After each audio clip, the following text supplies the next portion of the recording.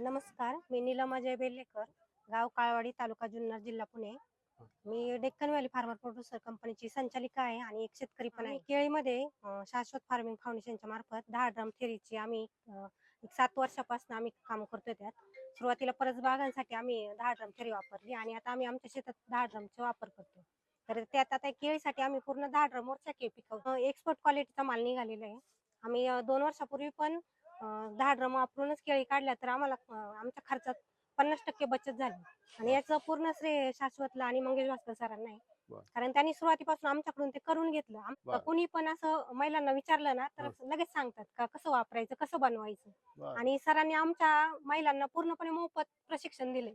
मग काळवाडी गावातूनच याची सुरुवात झाली आणि आज देश पातळीवर याचा प्रचार आणि प्रसार होतोय. 10 ड्रमच्या वापरामुळे आपला जवळपास 50% खर्च आमचा कमी झालेला आहे आणि आपली मातीची सुपीकता ही खूप वाढलेली. आज आपण आमचं हे शेत पाहिलं तर आपण हाताने उकरलं तर गांडूळ निघतात ते. आणि लोकांची म्हणजे जमिनी अशा चोपण झालेल्या आहेत, कडक झाल्यात आणि आपल्या जमिनी अशा भुसभुशीत आहेत. म्हणजे सेंद्रिय कर्ब वाढलेला आहे. जर माती जिवंत राहिली तरच आपलं पुढचं काहीतरी येणार आहे आपल्याला. आपण म्हणतोय शेती परवडत नाही, पण जर आपण आपल्या खर्चात बचत झाली तर तो आपला डायरेक्ट नफाच आहे. आणि याच्यासाठी आपल्याला हे 10 ड्रमचा वापर करणं हे खूप काळाची गरज आहे आणि आपलं आरोग्यासाठी पण खूप महत्वाचं आहे. तुमचं छोटं गाव आहे, लहान शेतकरी आहेत सगळे, होल्डिंग कमी आहे हो. आणि बागायत गाव आहे तुमचं. यामध्ये तुम्ही 10 ग्रॅम थेरीचा जर वापर सर्व करतायत आणि दुसरी गोष्ट अशी आहे की परसबाग पण करतायत.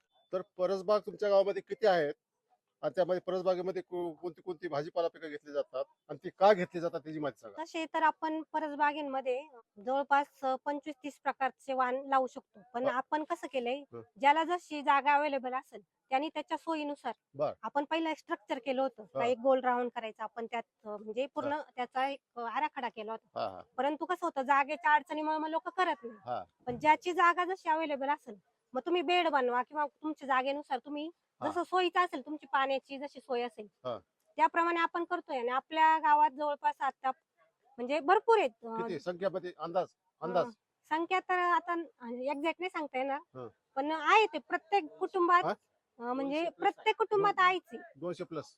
हो, 200 प्लस आहेत. आणि म्हणजे त्यात आपण कसं सीझन नुसार घेतो. तुमचे मालक आहेत का ते? हो, मालक सांगतात की 200च्या वर आम्ही प्रत्येक कुटुंबात प्रत्येक कुटुंबाला एक आहे. हो. तर ही का परसबाग घेतली जाते हे सांगा ना. तर हे म्हणजे आपण आपल्या आरोग्यासाठी आज आपण पाहतोय एवढे आजार झाले, कॅन्सर, जे आपण रासायनिक वापरतोय, कीटकनाशक वापरतोय. आज जर भाजीवर फवारलं तर तीच भाजी परवा मार्केटमध्ये येते आणि आपण तीच आणून खातोय. त्याचा डायरेक्ट परिणाम आपल्या शरीरावर होतोय. आज आपण पाहिलं, पूर्वी कॅन्सरचा नामोनिशाण नव्हतं, पण आज तसं पाहिलं तर प्रत्येक कुटुंबात आहे. आणि त्याची कॉस्टिंग म्हणजे दवाखान्याचा खर्च जर काढला तर प्रत्येक कुटुंबाची जर म्हणजे प्रत्येक जण असं सदन नाही का तो तेवढा खर्च करू शकतो. पण जर आपण आपल्या आरोग्यासाठी हा भाजीपाला घरीच पिकवला, त्याच्यावर रासायनिक कीटकनाशक काही फवारलं नाही, आपण हे 10 ड्रम वापरले आणि ते जर आपण आपले खाल्ले तर आपलं आरोग्य नक्की सुधारणार आहे. त्याचा म्हणजे 100 ना 101% आपल्या शरीराला फायदा आहे. आणि आपलं शरीर जर चांगलं राहिलं तर ही एक आपली संपत्तीच आहे ना. माझ्या माहितीप्रमाणे महाराष्ट्रामध्ये सर्वात जास्त परसबाग कुठे असते त्या काळवाडीमध्ये आहे. बरोबर आहे. आमच्या सरपंच मॅडमनीच पुढाकार घेतला. आम्ही सुरुवातीला आम्हाला सकाळने पण मार्गदर्शन केलं याच्या संबंधितच. पण त्याचबरोबर आम्हाला शाश्वत म्हणजे त्यांनी फक्त बनवायची कशी सांगितले परसबाग. पण परसबाग केल्यावर त्याच्यावर कीड रोग आल्यावर करायचं काय, माणूस दुकानात जाऊन परत आणून मारणारच. मग त्याच्यासाठी हे 10 ड्रम आहेत, ते आम्हाला मंगेश भास्कर सरांनी, कांबळे सरांनी आमच्या इथं येऊन स्वतः येऊन महिलांना इथे येऊन बनवायला शिकवलं. म्हणजे त्याच्यावर कुठलंच केमिकल फवारणी नाही, अजिबात नाही. त्याला 10 ड्रम थेरीचं सगळं वापरतात तुम्ही. 10 ड्रम थेरी मधले 5 ड्रम आहेत ते जमिनीतून आणि 5 फवारणीसाठी तेच करता ना तुम्ही. हो, तेच करतो. म्हणजे कुठलीही तुमची रासायनिक औषध राहत नाही, अजिबात नाही. त्यामुळे आपल्या पोटामध्ये तो जात नाही. असंच ना ते. आणि आता मला सांगा, ही जी EM2 सोल्युशन आहे किंवा 10 ड्रम थेरी आहे, तर ती कोणत्या कोणत्या पिकाला त्याचा वापर करता येतो? सगळ्याच पिकांना. आपण आता द्राक्ष पीक, आता एवढं आपण म्हणतोय द्राक्षाला एवढं रासायनिक लागतंय, पण आपण द्राक्षात सक्सेस आज नाशिक सारखं, सह्याद्री सारखी कंपनी रेकमेंड करते 10 ड्रमला. म्हणजे द्राक्षाला रिकमेंड आहेत यातले आपले सगळे 10 ड्रमचे हा, युनिट. हा. तर मग आपण बाकी पिकांना का नाही घेऊ शकत? आणि बाकी पिकांना तर आहेच आहे. आम्ही तर आमच्या भागात द्राक्ष कमी आहेत, हा. पण बाकीचे भाजीपाला हो, फळपिकं जास्त आहेत. भाजीपाला जास्त आहे, फळ पिकं जास्त आहे. बर. आपण त्यात पूर्णपणे वापर करतोय. म्हणजे कोणत्या पिकाला तुम्हाला वापरता येईल सगळ्या पिकांसाठी उपयोग. आणि केमिकलचा उपयोग तुम्हाला कमी करता येईल. कमीत कमी म्हणजे आपण एकदम नाही कमी होऊ शकत. हा. काय असं नाही का तूप खाल्लं लगेच हा. तूप येईल, पण हा. तुम्ही जर कमी कमी करत गेलं हा. तर तुमचा 50 ते 80% खर्च कमी हळूहळू होणार. हो, कमी होईल तो. हळूहळू कमी होणार. वेळ द्यावा लागेल तो. थोडा वेळ द्यायला. आणि कसं असते काय लगेच आज टाकल्यावर उद्या हा. रिझल्ट नाही दिसत. बरोबर. तुम्ही जर 1 वर्ष 2 वर्ष जर वापरत गेला हा. तर तुम्हालाच रिझल्ट येतो आणि तुम्ही अजून 4 लोकांना सांगता बर. का नाही याचे चांगले रिझल्ट तुम्ही पण वापरा. मग आमच्या गावात तीच झालं. हा. सुरुवातीला एक आमच्या सरपंच ताईंनी वापर केला. हा. मग त्यांचं पाहून पाहून इतर सगळे वापरायला लागले. बर. कारण आपला उत्पन्न वाढतंय आणि खर्च कमी होतोय. हा. मग का नाही वापरणार ना? मी शाश्वत फाउंडेशनला साधारणतः 2 वर्षापूर्वी भेट दिली होती. हो.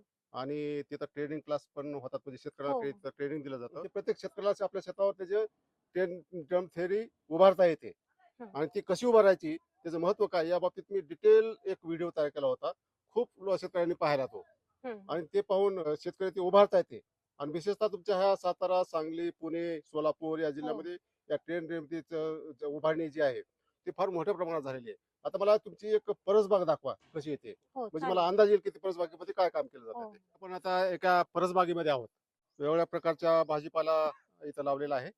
काय भाजीपालाचं आयुष्य संपल्यामुळे तिथे आता काय मोकळं पण जागा झालेली आहे. माझं नाव अर्चना मंगेश बेल्लेकर, हा. काळवाडी, संतोष मातानगर. किती क्षेत्र आहे तुमचं परसबागेचं आणि किती प्रकारच्या भाज्या आहेत? हे दोन एक गुंठे असेल. हा.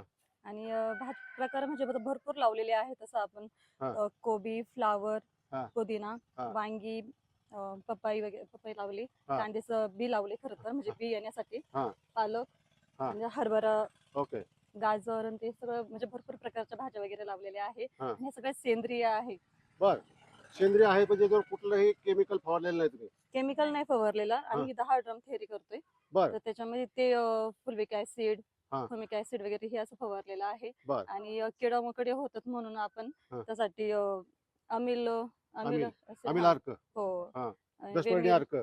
हो, हे आणखी? असं हे फवारलेलं आहे. हा. त्यामुळं मग ते असं त्याच्यावरच आहे ना किडे जातात. हे बर. कीड रोग येत नाही? हा, त्याची थोडीफार थंडीमुळे हे सगळं चालू आहे. जरा थोडं येतच आहे. हा. हा. पण मग त्यामुळं जरा त्याला थोडं आता दुसऱ्या फवारणी आपण मारू शकत नाही बर. सेंद्रिय असल्यामुळं. अत्यंत चांगलं काम तुमच्या गावामध्ये आहे, म्हणजे आरोग्याचं संवर्धन करणारी ही परसबाग आहे.